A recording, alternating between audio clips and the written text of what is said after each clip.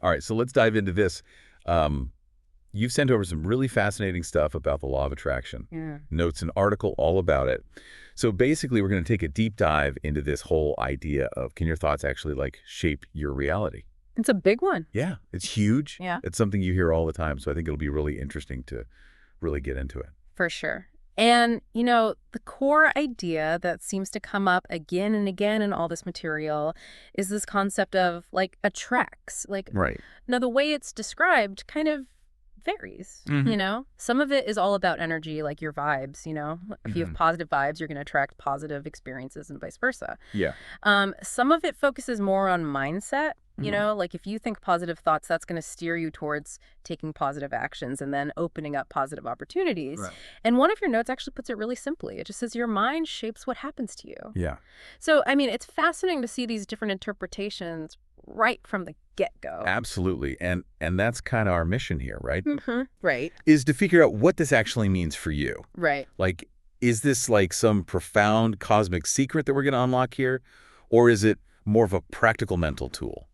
Or maybe it's both. Yeah. So we're going to look at what your sources say about, any science behind it, Yeah. the passionate believers who are out there, and even like how you could try this stuff out yourself. Right. Without feeling like you're going completely off the deep end into woo-woo land. Yeah, for sure. And your sources do a pretty good job of tracing back the origins of this idea. Yeah. And I think it's important for you to know, this isn't brand new. Right. This has roots in a lot of older philosophical traditions. And then it really kind of came into the mainstream with books like The Secret. Yeah, The Secret was huge.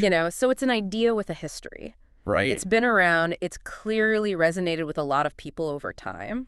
Yeah. Okay, so now the big question, Yeah. the one that I'm sure you're thinking and everybody's thinking, Yeah. does it actually work? Does this stuff actually work? Mm-hmm. And your notes actually bring up a really interesting point from psychology. Mm-hmm. This idea that positive thinking can actually boost your confidence. Uh-huh.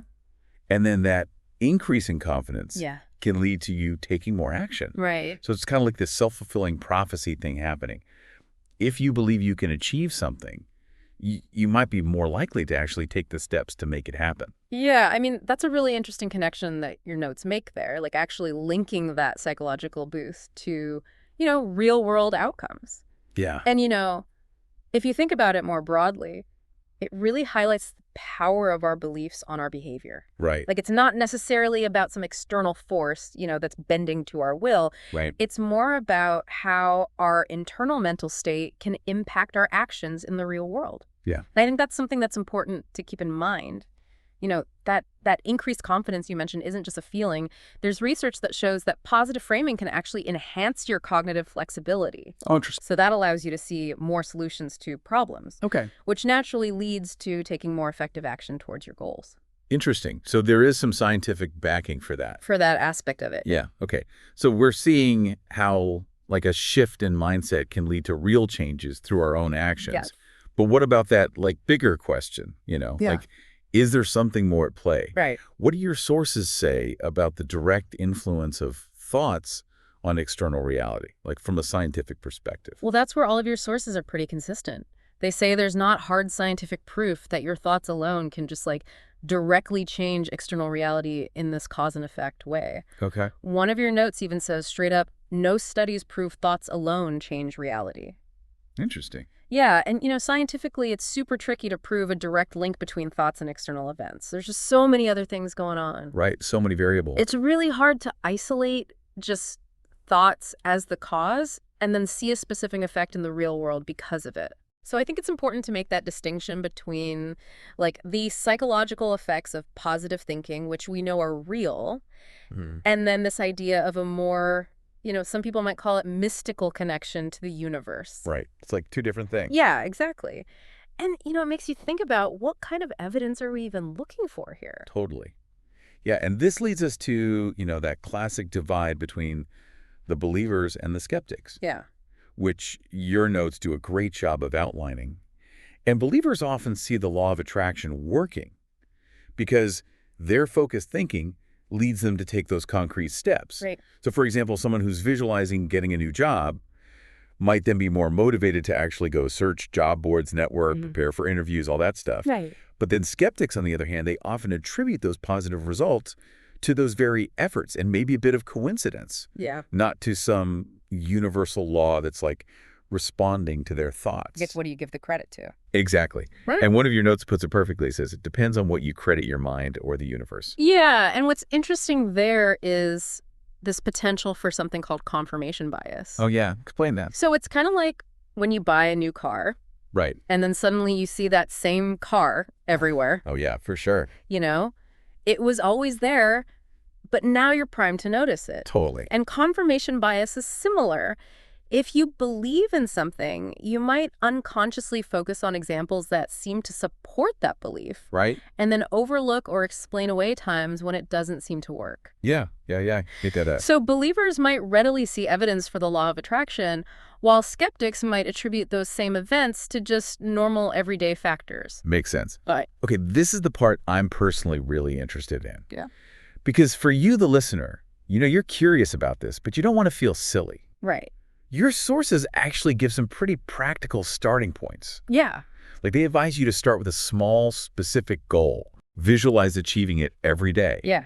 And this is key, take action. Right. So it's really about treating this like a mental tool to stay motivated. Mm-hmm. Not like some magic spell Yeah, that's going to just make everything happen without you having to do anything. for sure. And that aligns really well with what we know about goal setting and motivation. Right. Visualization can be a powerful technique. It helps to clarify your objectives, make them feel more tangible, Yeah. more attainable. And when you can really picture it, that can increase your commitment to actually taking the steps. Oh, for sure. So it's about using your imagination to fuel your drive. Totally. And we definitely need to talk about what your notes call the biggest pitfall, which is just sitting back and waiting for things to magically appear. Right. Because according to your sources, just thinking positive thoughts without actually doing anything isn't going to create much change. No, you got to put in the work. Yeah, effort is essential. And one of your notes puts it hilariously. It says that people often fail when they expect the universe to do all the work instead of getting off the couch. So true. You got to get off the couch. Yeah, exactly. Yeah. So based on everything we've talked about, what does this all actually mean for you? Right. Well, it seems like the real value in the law of attraction based on these sources is its potential to shift your mindset in a positive way, Yeah. help you focus on your goals, and ultimately boost your motivation to take action. Right. So it's less about magically attracting things and more about strategically using your energy and effort.